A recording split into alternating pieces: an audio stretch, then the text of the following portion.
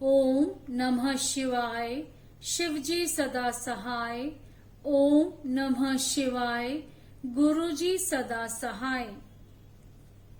महादेव जी के शरीर से देवी का प्रकाश्य और देवी के भूमध्य भाग से शक्ति का प्रादुर्भाव। वायु देवता कहते हैं, तदंतर महादेव जी महामेघ की गर्जना के समान मधुर गंभीर मंगलदायिनी एवं मनोहर वाणी से मैं बोले, ब्रह्म ने तुमने इस समय प्रजाजनों की वृद्धि के लिए ही तपस्या की है। तुम्हारी इस तपस्या से मैं संतुष्ट हूँ और तुम्हें अभीष्ट वर देता हूँ। इस प्रकार परम उदार तथा स्वभावतः मधुर वचन कहकर देवेश्वर हर ने अपने शरीर के वाम भाग से देवी रुद्राणी को प्रकट किया। जिन दिव्य गुण संपन्ना देवी को ब्रह्मवेत्ता पुरुष परमात्मा शिव की पराशक्ति कहते हैं तथा जिनमें जन्म मृत्यु और जरा आदि विकारों का प्रवेश नहीं है, वे भवानी उस समय शिव के अंग से प्रकट हुई, जिनका परम भाव देवताओं को भी ज्ञात नहीं है। वे समस्त देवताओं को भी अधीश्वरी देवी अपने स्वामी के अंग से प्रकट हुई। उन सर्वलोक महेश्वरी परमेश्वरी को देखकर विराट पुरुष ब्रह्मा ने प्रणाम किया और उन सर्वज्ञा सर्वव्यापिनी सूक्ष्मा सदाव से रहित और अपनी प्रभा से इस संपूर्ण जगत को प्रकाशित करने वाली पराशक्ति महादेवी से इस प्रकार प्रार्थना की। ब्रह्मा जी बोले, सर्व जगन्मयी देवी महादेवी जी, सबसे पहले मुझे उत्पन्न किया और प्रजा की सृष्टि के कार्य में लगाया।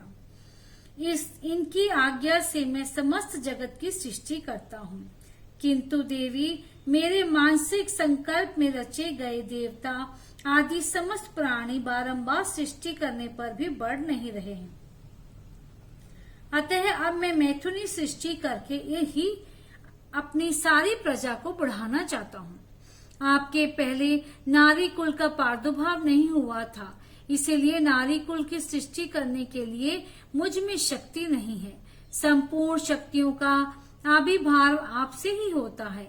अतः सर्वत्र सबको सब प्रकार की शक्ति देने वाली आप वरदायिनी माया देवेश्वरी से ही प्रार्थना करता हूँ।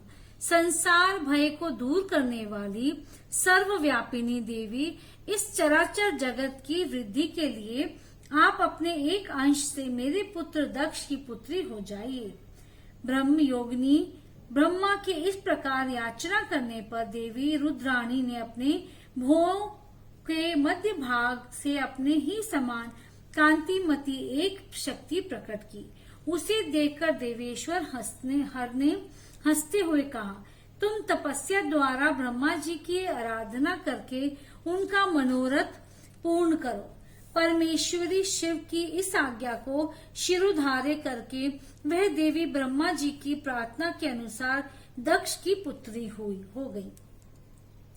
इस प्रकार ब्रह्मा जी को ब्रह्म रूपिणी अनुपम शक्ति देकर देवी शिवा महादेवी जी के शरीर में प्रविष्ट हो गई।